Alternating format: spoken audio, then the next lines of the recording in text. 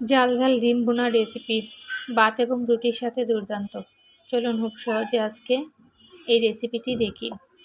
আগে থেকে আমরা ডিম সিদ্ধ করে নিলাম, তার সাথে লবণ আর হলুদের গুঁড়া মিশিয়ে সুন্দর করে এগুলোকে মাখিয়ে নিব।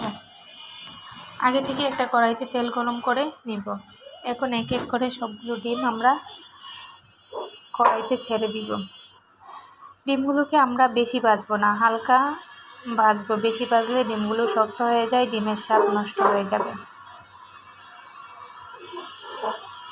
যখন আমাদের ডিমগুলো ভাজা হবে তখন আমরা ডিমগুলোকে উঠিয়ে নিব। এই তেলের সাথে আমরা কিছু পেঁয়াজ কুচি অ্যাড করব। পেঁয়াজগুলোকে আমরা হালকা বাদামি, পেঁয়াজগুলো যখন একটা ব্রাউন কালার চলে আসবে তখন তার মধ্যে পানি অ্যাড করব। তার সাথে কিছু কাঁচামরিচ কুচি, পরিমাণ মতো রসুন বাটা, স্বাদ মতো লবণ, পরিমাণ মতো হলুদের গুঁড়া, মরিচের গুঁড়া, জিরা গুঁড়া অ্যাড করব। অ্যাড করে আমরা সুন্দর করে মশলাগুলোকে 2 মিনিটের মতো কষিয়ে নেব।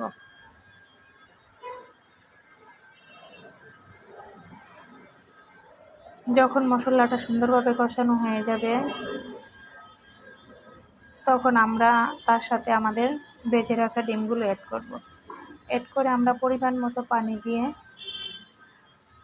2 থেকে 3 মিনিটের মতো আমরা এখন এটাকে রান্না করব। এখন ঢাকনাতে ঢেকে 2 থেকে 3 মিনিট পর আমরা ফিরে আসব। 2 থেকে 3 মিনিট পর ফিরে আসলাম, আমাদের রান্নাটা প্রায় শেষ।